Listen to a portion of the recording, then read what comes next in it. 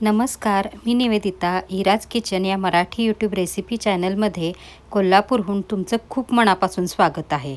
तर आजची आपली रेसिपी असणार आहे मेथीची कोफ्ते. रेसिपी खूप इंटरेस्टिंग असणार आहे, म्हणून शेवटपर्यंत बघा. त्याकरता लागणारे आपण साहित्य बघूया. स्वच्छ धुवून निवडून बारीक चिरलेली मेथी 1.5 वाटी घेतलेली आहे. जेवढी मेथी तेवढेच मी इथे रव्याचे प्रमाण ठेवलेले आहे. रवा 1.5 वाटी, 2 मध्यम आकाराचे कांदे, 3-4 लसूण पाकळ्या आणि अर्धा इंच आल्याचा तुकडा, 1 टोमॅटो बारीक चिरलेला, अर्धा बाऊल बारीक सुकं खोबरं खिसून घेतलेले, कोथिंबीर अर्धी वाटी, दूध अर्धी वाटी, जिरेपूड 1 टीस्पून, धनेपूड 1 टीस्पून आणि गरम मसाला 1 टीस्पून, ओवा अर्धा टीस्पून, चिमटभर हळद, 1.5 टेबलस्पून कांदा लसूण चटणी, चवीप्रमाणे मीठ, 10 ते 12 कढीपत्त्याची पाने आणि कोफ्ते करण्याकरता तेल लागणार आहे. त्याचे प्रमाण मी तुम्हाला करतानाच सांगेन. जास्त वेळ न घालता झटकीपट कोफ्ते करायला घेते. सगळ्यात पहिल्यांदा एका ताटामध्ये मी बारीक चिरलेली मेथी काढून घेते.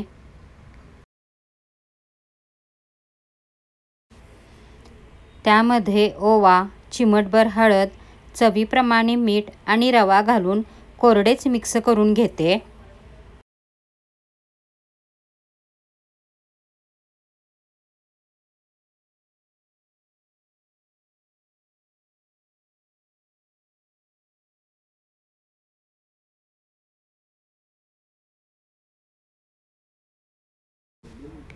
रवा सगळीकडे मेथीला एकसारखा लागला की त्यामध्ये मी अर्धी वाटी जे पाणी घेतलेले आहे ते अगदी थोडे थोडे करत मी त्यामध्ये घालते आणि मेथी चांगली मळून घेते.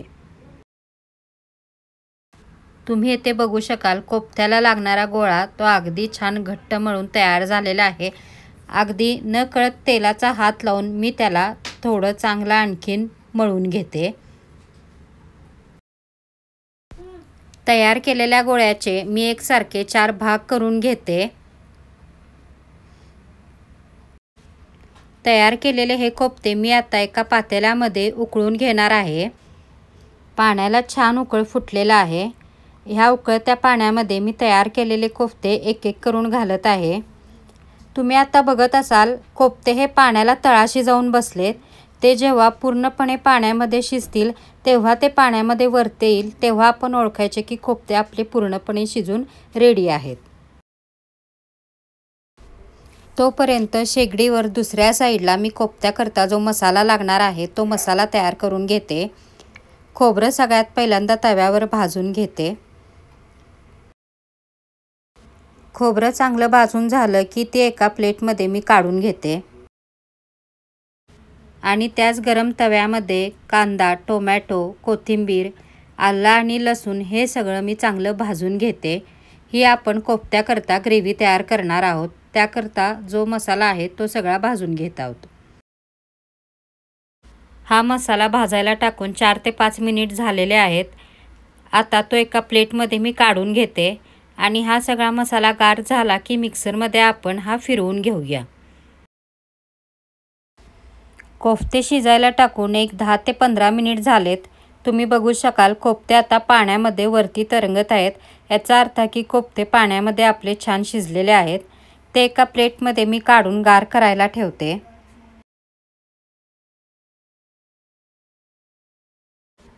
कोफ्ते गार होईपर्यंत जो मी मसाला भाजला होता तो मसाला मी मिक्सरमधून बारीक करून काढते.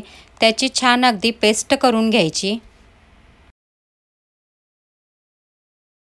कोफ्ते गार करायला ठेवून एक 10 मिनिटे झाली होती. 10 मिनिटानंतर मी त्या कोफ्त्यांचे अर्धा इंचाचे बारीक तुकडे करून घेतलेले आहेत. हे कट केलेले कोफ्ते तेलामध्ये आपण चांगले तळून काढायचे आहेत. सगळे कोफ्ते अगदी चांगले तळून झालेले आहेत। तुम्हाला इथे कलर पण दिसत असेल त्याचा, ब्राऊन कलरमध्ये मी असे तळून काढलेले आहेत। सगळे कोफ्ते तळून झाल्यानंतर पॅनमध्ये जे जास्त तेल होतं ते तेल मी एका बाउलमध्ये काढून घेतलं आणि फक्त 3 ते 4 टेबलस्पून तेल मी पॅनमध्ये ठेवलं आहे। त्या तेलामध्ये जी तयार केलेली ग्रेव्ही होती ती ग्रेव्ही घालून ग्रेव्ही चांगली छान शिजवून घेते। ग्रेव्हीला कडेने छान तेल सुटायला लागलं की त्यामध्ये मी आता कढीपत्ता टाकणार आहे। सुरुवातीला मुद्दामून कढीपत्ता टाकला नाही म्हणजे तेलामध्ये तो करपला पण जाणार नाही आणि कढीपत्त्याचा जो हिरवा कलर आहे तो आहे तसाच राहील। त्यानंतर ग्रेव्हीमध्ये धणेपूड, जिरेपूड आणि गरम मसाला घालून 2 ते 3 मिनिट ग्रेव्ही छान परतून घ्यायची। ग्रेव्ही 2-3 मिनिट परतून झाल्यानंतर त्यामध्ये कांदा लसूण चटणी टाकून ती पण चांगली परतून घ्यायची, म्हणजे ग्रेव्हीला छान कट तयार होतो।